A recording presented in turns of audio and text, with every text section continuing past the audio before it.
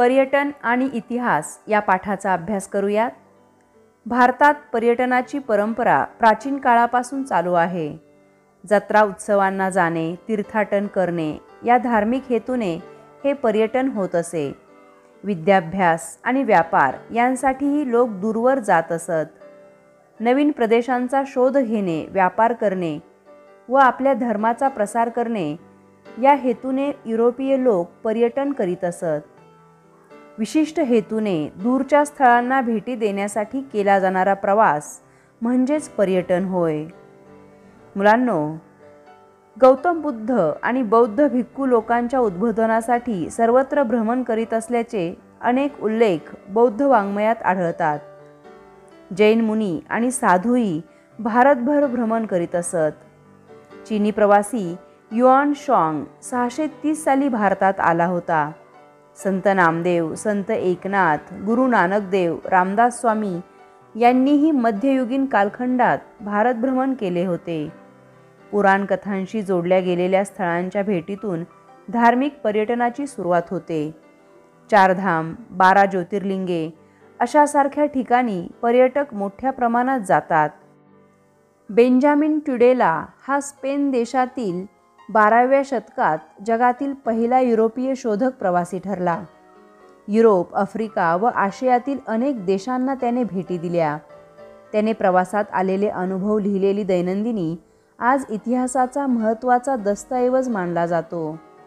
Marco Polo हा Italy देशातील 13व्या शतकात आशिया खंड आणि चीन यांची त्याने युरोपला ओळख करून दिली. आशियातील निसर्ग, सांस्कृतिक व सामाजिक जीवन, व्यापार यांची माहिती त्याने लिहून ठेवली आहे. त्याच्या लिखाणामुळे आशिया व युरोप यांच्यात संवाद व व्यापार सुरू झाला.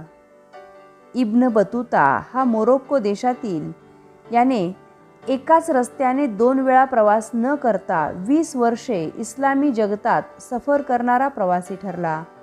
त्याने लिहिलेले प्रवासातील अनुभव मध्ययुगाचा इतिहास आणि समाजजीवन समजण्यासाठी अभ्यासकांना उपयुक्त ठरतात.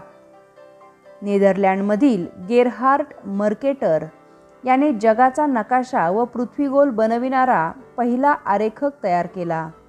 त्याच्या नकाशामुळे युरोपातील शोध मोहिमांना गती मिळाली. थॉमस कुक, इंग्लंडमध्ये जन्मलेल्या थॉमस कुक याने 19व्या शतकात 600 लोकांची सहल लिस्टर ते लाफबरो अशी आयोजित केली. व्यावसायिक आणि सामुदायिक सहली आयोजित करणारा तो जगातील पहिला आयोजक. पूर्ण युरोपची वर्तुळाकार सहल त्याने यशस्वी केली. पर्यटक तिकिटे विकण्याचा एजन्सी व्यवसायसुद्धा त्याने सुरू केला. माझा प्रवास, विष्णुभट गोडसे याविषयी माहिती घेऊयात.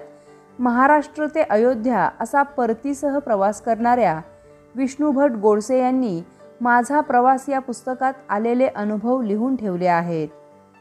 1857च्या स्वातंत्र्य संग्रामाच्या काळाचे ते प्रत्यक्ष साक्षीदार आहेत. स्वातंत्र्य संग्राम आणि राणी लक्ष्मीबाई यांचे जीवन याविषयी त्यांनी तपशिलाने लिहिलेले आहे. त्यांच्या लेखनातून 18-19व्या शतकातील मराठी भाषेचे स्वरूप कसे होते ते समजते. माझा प्रवास हे पुस्तक तत्कालीन इतिहासाचे महत्त्वाचे साधन मानले जाते. पर्यटनाचे प्रकार पाहूयात. पर्यटनाचे प्रकार हे स्वरूपांवरून आणि हेतूंवरून ठरतात. स्वरूपांवरून प्रकारामध्ये स्थानिक पर्यटन, आंतरराज्यीय पर्यटन, राष्ट्रीय पर्यटन, आंतरराष्ट्रीय पर्यटन आणि भौगोलिक पर्यटन हे प्रकार होतात. तर पर्यटनाच्या हेतूंवरून धार्मिक पर्यटन, ऐतिहासिक पर्यटन, नैसर्गिक पर्यावरणीय पर्यटन, सांस्कृतिक पर्यटन, शैक्षणिक पर्यटन, आरोग्यविषयक पर्यटन, विज्ञान पर्यटन, कृषी पर्यटन, क्रीडा पर्यटन आणि नैमित्तिक पर्यटन हे प्रकार होतात. आंतरराज्यीय पर्यटन व आंतरराष्ट्रीय पर्यटनातील फरक समजून घेऊयात. स्थानिक म्हणजेच आंतरराज्यीय पर्यटनामध्ये प्रवास सुलभ असतो, तर आंतरराष्ट्रीय पर्यटनामध्ये अनोळखी प्रदेशामुळे प्रवास सुलभ नसतो. स्थानिक पर्यटनात कागदपत्रांची अडचण नसते, तर आंतरराष्ट्रीय पर्यटनात कागदपत्रे सतत जवळ ठेवावी लागतात. स्थानिक व आंतरराज्यीय पर्यटनात व्हिसाची म्हणजेच प्रवेश परवानगी पत्राची गरज नसते, तर आंतरराष्ट्रीय पर्यटनात व्हिसाशिवाय अन्य देशात प्रवेशाला बंदी असते. स्थानिक पर्यटनात भाषेची अडचण नसते. आंतरराष्ट्रीय पर्यटनात परकीय भाषा येत नसेल तर अडचणी येतात. आंतरराज्यीय पर्यटनात चलनाविषयी माहिती असते. आंतरराष्ट्रीय पर्यटनात चलन वेगळे असल्याने वापरताना समस्या येतात. आंतरराज्यीय पर्यटनात प्रवासाचे नियोजन आपल्या सोयीने करता येते, त्यात बदलही करता येतो. आंतरराष्ट्रीय पर्यटनामध्ये ठरलेल्या नियोजनाप्रमाणेच प्रवास करावा लागतो, त्यात बदल करता येत नाही. आंतरराज्यीय पर्यटनात कोठेही कितीही वेळ कितीही काळ वास्तव्य करता येते, तर आंतरराष्ट्रीय पर्यटनात दीर्घकाळ वास्तव्य करता येत नाही. आपण हेतूंवरून पर्यटनाचे प्रकार पाहूयात. यामध्ये ऐतिहासिक पर्यटन याविषयी माहिती घेऊयात. इतिहासाच्या कुतूहलातून घडणारे पर्यटन म्हणजे ऐतिहासिक पर्यटन होय. यामध्ये किल्ले, लढायांची ठिकाणे, प्राचीन वास्तू यांना भेटी देण्यासाठी हे पर्यटन केले जाते. गोनी दांडेकर हे दुर्गभ्रमण यात्रा आयोजित करीत असत. महात्मा गांधी, आचार्य विनोबा भावे यांनी स्थापन केलेले आश्रम पाहणे हेही ऐतिहासिक पर्यटनच होय. भौगोलिक पर्यटनाविषयी माहिती घेऊयात. समुद्रकिनारे, पर्वतरांगा, दर्या, नद्यांचे संगम, हिमशिखरे, अभयारण्ये इत्यादी ठिकाणे माणसाला नेहमीच साद घालतात. व्हॅली ऑफ फ्लॉवर्स, आपल्याला इथे व्हॅली ऑफ फ्लॉवर्स पाहायला मिळत आहे. लोणारचे सरोवर, निघोजचे नैसर्गिक रांजणखळगे पाहण्यासाठी माणसे जातात. हे भौगोलिक पर्यटन असते. महाबळेश्वरसारखी थंड हवेची ठिकाणे यांनाही पर्यटनात महत्त्वाचे स्थान दिले जाते. पुढील पर्यटन कृषी पर्यटन. कृषी संशोधन केंद्रे, कृषी विद्यापीठे यांना दिलेल्या भेटी कृषी पर्यटनात मोडतात. इस्रायलसारखी राष्ट्रे शेतीच्या क्षेत्रात जे अभिनव प्रयोग करतात, तंत्रज्ञान विकसित करतात, अशी ठिकाणे पाहण्यासाठी, अभ्यासण्यासाठी केलेले ते कृषी पर्यटन होय. आरोग्यविषयक पर्यटनाची माहिती घेऊयात. यामध्ये भारतात स्वस्त आणि दर्जेदार वैद्यकीय सेवा उपलब्ध असते. सूर्यप्रकाश मुबलक आहे. योग शिक्षण आणि आयुर्वेद उपचार ही भारताची उपलब्धी आहे. म्हणून पाश्चात्य देशातील अनेक लोक उपचारांसाठी भारतात येतात. हे पर्यटन आरोग्यविषयक पर्यटनात मोडते. क्रीडा पर्यटनाची माहिती घेऊयात. 20व्या शतकात क्रीडा पर्यटन उदयास आलेला एक नवीन प्रकार. विम्बल्डन, विश्वकप, ऑलिम्पिक अशा जागतिक स्पर्धा विविध देशात भरवल्या जातात. आंतरराज्य आणि राष्ट्रीय क्रीडा स्पर्धा होतात. हिमालयीन रॅली, कुस्ती स्पर्धा, मॅरेथॉन स्पर्धा अशा विविध स्पर्धात भाग घेण्यासाठी तसेच प्रेक्षक म्हणून जे पर्यटन केले जाते तेही क्रीडा पर्यटनातच मोडते. सांस्कृतिक पर्यटनाची माहिती घेऊयात. विविध प्रदेशातील संस्कृती, इतिहास, परंपरा समजून घेण्यासाठी जे पर्यटन केले जाते त्याला सांस्कृतिक पर्यटन असे म्हणतात. दर्जेदार शिक्षण संस्था व ऐतिहासिक स्मारकांना भेटी देणे, संगीत, नृत्य, विविध महोत्सव यांना भेटी देणे, अभ्यास करणे यांसाठी केल्या जाणाऱ्या पर्यटनाला सांस्कृतिक पर्यटन असे म्हणतात. नैमित्तिक पर्यटनाविषयी माहिती घेऊयात. जगभरात विविध प्रकारची धार्मिक, साहित्यिक संमेलने होतात. आंतरराष्ट्रीय परिषदा व संवाद होतात. फिल्म फेस्टिवल आयोजित केले जातात. अशा निमित्ताने केली जाणारी ही नैमित्तिक पर्यटने होत. पर्यटनाचा विकास या मुद्द्याचा अभ्यास करूयात. पर्यटकांच्या सोयीसाठी काय काय केलं जाते ते पाहूयात. सुखकारक व उत्तम वाहतुकीची सुविधा उपलब्ध करून दिली जाते. प्रवाशांना सुरक्षिततेची हमी दिली जाते. चांगल्या दर्जाची निवासस्थाने व हॉटेल व्यवस्था केली जाते. प्रवासात व पर्यटनस्थळी स्वच्छ प्रसाधनगृहांची उपलब्धता करून दिली जाते. दिव्यांग पर्यटकांच्या गरजांकडे विशेष लक्ष व सोयीसुविधा दिल्या जातात. ऐतिहासिक वास्तूंची घ्यावयाची काळजी. ऐतिहासिक वास्तूंचे विद्रुपीकरण टाळावे. भिंतीवर, झाडांवर नावे लिहिणे, मजकूर कोरणे टाळावे. जुन्या वास्तूंना भडक रंग देणे, अस्वच्छता करणे टाळावे. परिसरस्थळी असुविधा, अस्वच्छता असू नये. याबाबत प्रत्येकाने काळजी घेणे आवश्यक आहे. पर्यटनपूरक महत्त्वाच्या संधी आपण पाहूयात. मुलांनो, पर्यटन स्थळाची माहिती स्थानिक भाषेत व इंग्रजीत लिहिलेले फलक असावेत. माहिती पुस्तिका, मार्गदर्शिका, नकाशे, इतिहास यांविषयी पत्रके व पुस्तके उपलब्ध असावीत. स्थळांची माहिती सांगणारे, उत्तम वक्तृत्व असणारे व पर्यटनाचे शिक्षण घेतलेले मार्गदर्शक, दुभाषक उपलब्ध असावेत. ऐतिहासिक स्थळांचे जतन आणि संवर्धन कशा पद्धतीने केले जाते ते पाहूयात.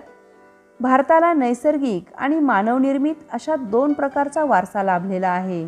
प्राचीन, मध्ययुगीन आणि अर्वाचीन अशा ऐतिहासिक स्थळांचा हा वारसा आपण जपला पाहिजे. ताजमहाल, जंतर मंतर, वेधशाळा, महाराष्ट्रातील किल्ले, लेणी इत्यादी ऐतिहासिक वास्तूंचा हा वारसा आपली संस्कृती समृद्ध करतो. हजारो परदेशी पर्यटक ही ठिकाणे पाहण्यासाठी भारतात येतात. या वारशाच्या जतनाविषयी माहिती पाहूयात. पर्यटन स्थळांच्या जतनासाठी आपण पुढील निश्चय केले पाहिजेत. मी पर्यटन स्थळांची स्वच्छता राखीन व कचरा करणार नाही. कोणत्याही ऐतिहासिक वास्तूचे विद्रुपीकरण करणार नाही व दुसऱ्यालाही करू देणार नाही. मुलांनो, पर्यटन हा एक व्यवसाय आहे. पर्यटन आणि आतिथ्य क्षेत्रातील व्यावसायिक संधी पाहूयात. पर्यटन हा सर्वाधिक रोजगार निर्माण करणारा उद्योग आहे. हा कायमस्वरूपी व्यवसाय असून नाविन्यपूर्ण प्रयोग करण्यास यात बरीच संधी असते. पर्यटनाकडे व्यावसायिक पद्धतीने लक्ष दिले तर तो अधिक फायदेशीर व्यवसाय आहे. आधुनिक काळात हा पर्यटन एक स्वतंत्र असा स्थानिक, राष्ट्रीय व आंतरराष्ट्रीय व्यवसाय बनला आहे. परदेशी पर्यटकांपासून आपल्याला होणारे फायदे पाहूयात. व्हिसा फीमुळे देशाला महसूल मिळतो. प्रवास खर्च, हॉटेल भाडे, खाणे यांचे उत्पन्न मिळते. दुभाषाचे, मार्गदर्शकाचे पैसे मिळतात. वर्तमानपत्रे, लेखन, संदर्भ साहित्य आणि वस्तूंच्या खरेदीने स्थानिक लोकांना पैसे मिळतात. पर्यटन स्थळांची प्रवेश फी मिळते. व्यवसाय व रोजगारांच्या संधीबाबत माहिती घेऊयात. स्थानिक बाजारपेठा पर्यटनामुळे विकसित होतात. हस्तोद्योग व कुटीरोद्योगांना चालना मिळते. वस्तूंच्या खरेदी विक्रीत वाढ होते. खाद्यपदार्थांची विक्री वाढते. हॉटेल, निवासस्थाने, दुकाने यात रोजगार वाढतात. रिक्षा, टॅक्सी, बस अशा वाहतुकीचे व्यवसाय वाढतात. उंट, घोडा, सफारी, मनोरंजनाची ठिकाणे यात वाढ होते.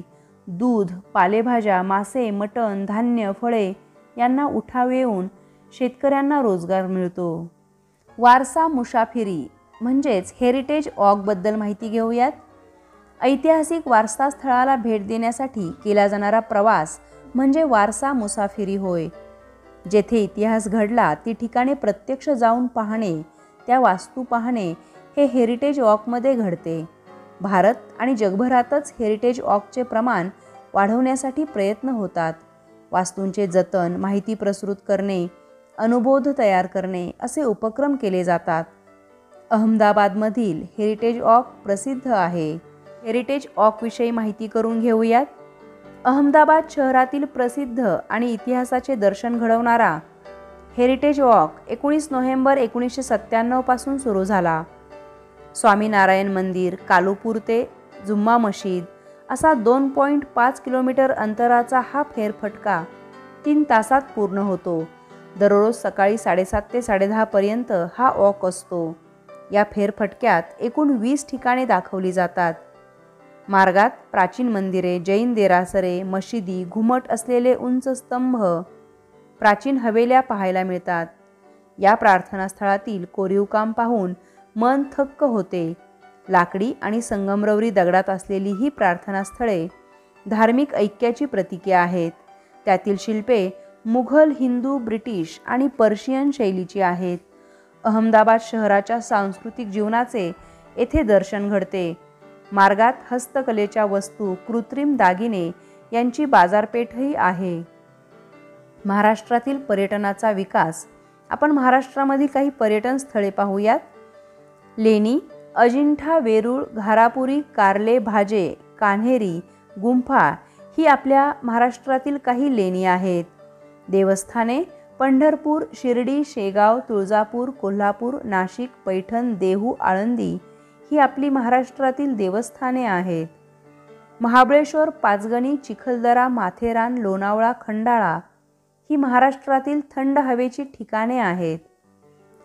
कोयनानगर, जायकवाडी, भाटघर, चांदोली, पानशेत, भंडारदरा, खडकवासला ही महाराष्ट्रातील धरणे आहेत. दाजीपूर, सागरेश्वर, ताडोबा, कर्नाळा याशिवाय पश्चिम घाटावरील कास पठार हे नैसर्गिक रम्य ठिकाण आहे आणि दाजीपूर, सागरेश्वर, ताडोबा, कर्नाळा ही अभयारण्ये आहेत. ऐतिहासिक ठिकाणं पाहूयात. रायगड, सिंहगड, सिंधुदुर्ग, विजयदुर्ग, शनिवारवाडा, कोल्हापूरचा राजवाडा, जंजिरा स्मारके, वानवडीची छत्री ही ऐतिहासिक ठिकाणे आहेत. पर्यटन महामंडळाची स्थापना याबद्दल माहिती घेऊयात. इसवी सन 1975 मध्ये महाराष्ट्र पर्यटन विकास महामंडळाची स्थापना करण्यात आली. पर्यटनाला चालना देणे हा त्यामागे उद्देश होता. महामंडळातर्फे 47 ठिकाणी बांधलेल्या पर्यटक निवासात सुमारे 4000 पर्यटकांची निवासाची सोय होते. मुलांनो, पुस्तकांच्या गावाविषयी माहिती घेऊयात. महाबळेश्वरच्या निसर्गरम्य परिसरात आणि स्ट्रॉबेरीच्या प्रदेशात भिलार नावाचे एक गाव वसलेले आहे. या गावात महाराष्ट्र शासनाने राबवलेल्या पुस्तकांच्या उपक्रमामुळे हे गाव पुस्तकांचे गाव म्हणून ओळखले जाऊ लागले. या गावातील अनेक घरातून पर्यटकांना वाचण्यासाठी पुस्तके ठेवलेली आहेत. वाचन चळवळ वाढावी व पर्यटकांना वाचनाचा आनंद मिळावा हा या उपक्रमामागील हेतू आहे. या पुस्तकात संत साहित्य, बाल साहित्य, कथा कादंबरी, आत्मचरित्रे, क्रीडा साहित्य तसेच स्त्री साहित्य अशा विविध प्रकारच्या व सर्व वयोगटासाठींच्या पुस्तकांचा समावेश आहे.